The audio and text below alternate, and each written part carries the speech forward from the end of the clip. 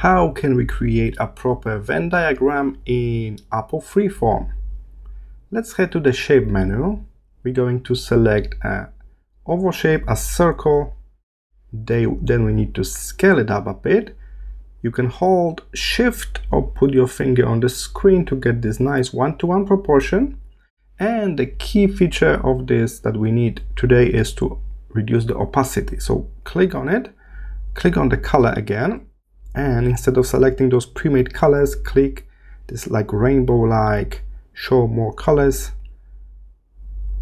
It will give you the color field pop-up like that when you can select a custom color, but you can also reduce the opacity to 50%. That's what we need to do for this kind of diagram. So please reduce opacity.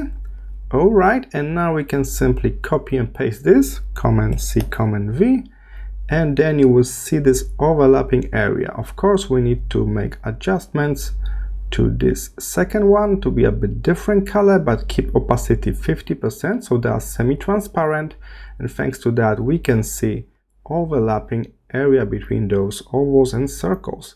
Next step will be to click at the top to add a proper text box, and then we place one text box per area, so overlapping area will receive their own text box, and simply modify the text to match what you need to represent on this kind of diagram. And that's it.